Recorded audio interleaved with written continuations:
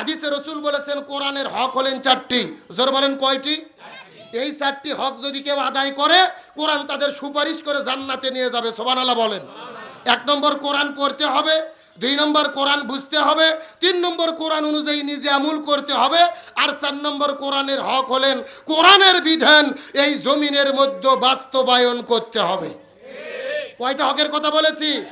আজকে বাংলাদেশের যে পরিবেশ চলতেছে, কোরআন আপনি পড়বেন আপনার কোনো বিপদ হবে না, কোরআন আপনি বুঝবেন আপনার কোনো বিপদ হবে না, আপনি কোরআন নিজে মানবেন আপনি কোনো বিপদ হবে না, কিন্তু কোরআন কায়েমের যখনই আন্দোলন করতে যাবেন তখনই আপনাকে বিপদে পড়তে হবে।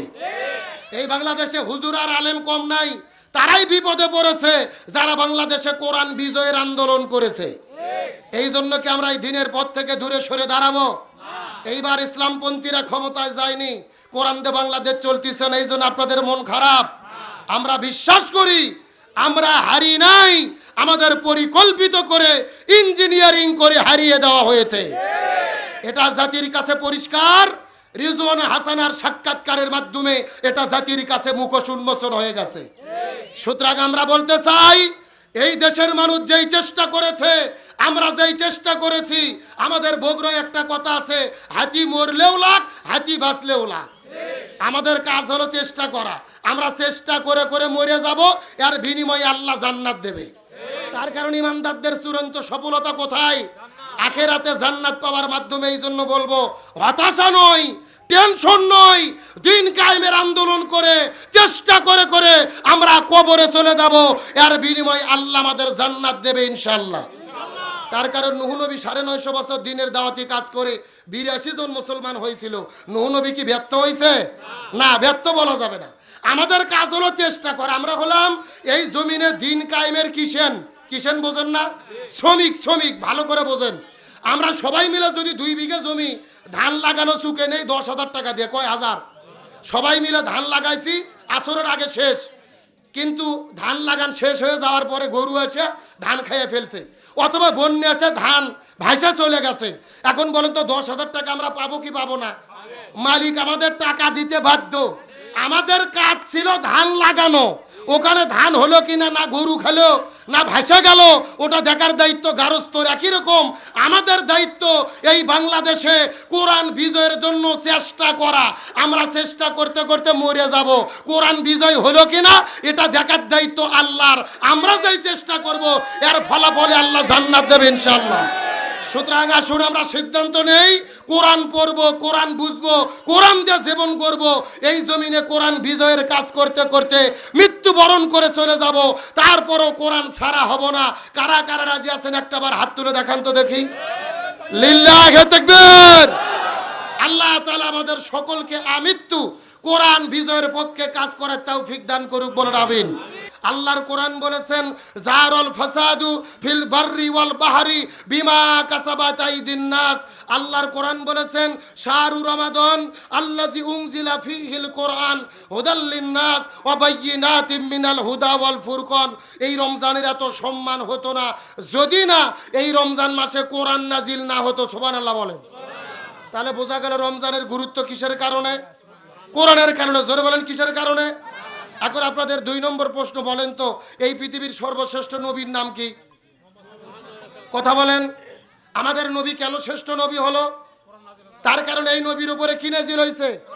এখন আপনাদের কাছে 3 নম্বর প্রশ্ন, বলেন তো এই পৃথিবীর সর্বশ্রেষ্ঠ রাতের নাম কি? লাইলাতুল কদর। কিছু করে আগে 3 বক্তার মুখে শোনেননি? তাহলে এই রাতের এত গুরুত্ব কেন হলো?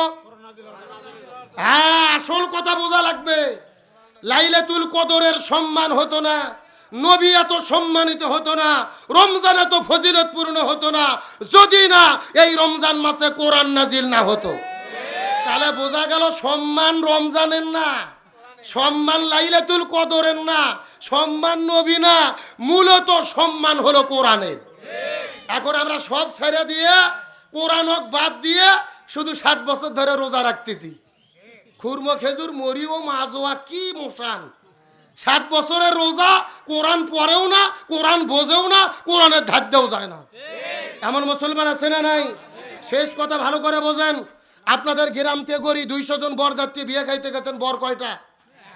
যাওয়ার পরে আপনাদের মুরগি রোজ দেশে, বিরিয়ানি দেশে, গোস্ত ভুনো, কিন্তু বড় ইচ্ছা মতো পিঠা ভাইয়ের আগে আসেন বড়। আচ্ছা ঠিক আছে, বড় ইচ্ছা মতো পিঠাইয়া গাছের সাথে বেঁধে রাখছে। আপনারা সম্মানিত না অপমানিত? কে এই মাত্র না গরু গোস্ত ভুনো খেলেন, এই মাত্র না বিরিয়ানি খেলেন? বরকে পিটাইয়া যেরকম যাত্রীদের সম্মানিত করা যায় না, একই রকম কোরআনকে সম্মান না করে 60 বছর ধরে রোজা রেখে জীবনের গুণমাপ পাওয়া যায় না। আমরা আসল জিনিসই ভুলে গেছি। যেই কোরআনে সূরা বাকারায় আল্লাহ বলছেন কুতিবা আলাইকুমুস সিয়াম, একই সূরার ভেতরে আল্লাহ বলছেন কুতিবা আলাইকুমুল কিতাল, জিহাদ ফরজ, কুতিবা আলাইকুমুল কিসাস, কোরআন দিয়ে বিচার করা ফরজ। আমরা শুধু সিয়াম মানি, কিন্তু জিহাদের কথা বললে শরীরে অ্যালার্জি চুলকনি শুরু হয়। অথচ আমাদের নবীজি রমজান মাসে 16 দিন রোজা রেখেছে। 17ই রমজান নবীজি রোজা ভেঙে ফেললেন, খেজুর খাইলেন, পানি খাইলেন, সাহাবীদেরকে বললেন তোমরাও রোজা ভেঙে ফেলো। সাহাবীরা বলতেছি ইয়া রাসূলুল্লাহ সাল্লাল্লাহু, এটা আপনি কেমন কথা বললেন?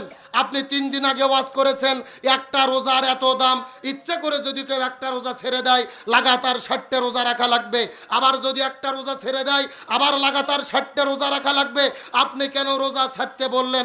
রাসূল বলতেছে বেশি বোঝার চেষ্টা করো না। ওয়ামা আতাকুমুর রাসূলু ফাখুযু ওয়ামা নাহাকুম আনহু ফান্তাহু, আমি নবী যা বলি তা তোমরা করো, যা করতে নিষেধ করি তা থেকে দূরে থাকো। আবু জেহেল মদিনে আক্রমণ করেছে, আর বসে থাকা যাবে না, এখন আবু জেহেলের মোকাবেলা করতে হবে। চিৎকার করে বলেন আল্লাহু আকবার। তার মানে বোঝা গেল রোজা রাখা ইবাদত, তবে রোজার চাইতেও দামি ইবাদত হলো এই জমিনের ভেতরে কোরআন বিজয়ের আন্দোলন করা। তাহলে আমি বুঝাতে চাচ্ছিলাম শুধু রোজার গুরুত্ব দিলে হবে না, একই সূরার ভেতরে আল্লাহ জিহাদের কথাও বলেছে, কোরআনের বিচার ব্যবস্থার কথাও বলেছে। ওই জিহাদ করার দরকার আছে না নাই? কোরআন দিয়ে বিচার করার দরকার আছে না নাই?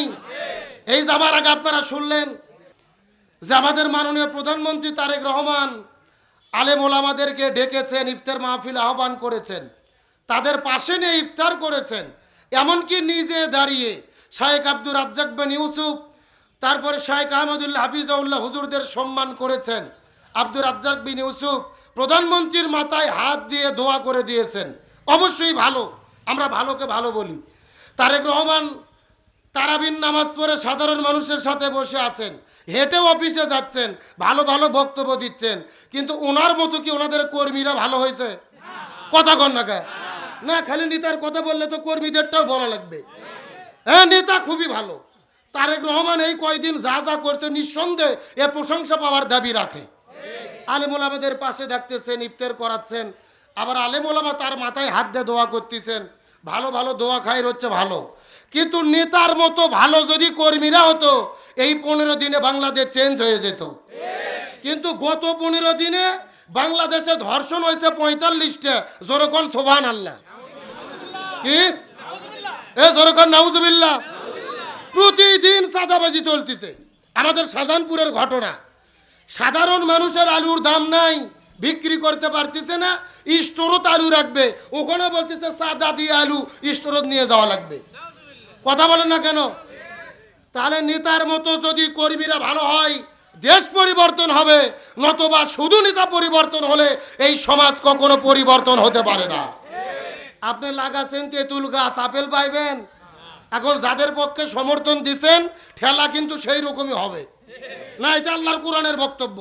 জাহারুল ফাসাদু ফিল বাররি ওয়াল বাহরি বিমা কাসাবাত আইদিন নাস, জলে এবং স্থলে যত বিপর্যয় ঘটে সব হলো মানুষের দুই হাতের কামাই। কিসের কামাই? এখন 2 হাত দিয়ে 12 তারিখে যে জায়গা ছেল মারছেন কাম কিন্তু ওই রকমই হবে। কথা কোন ঠিক কিনা?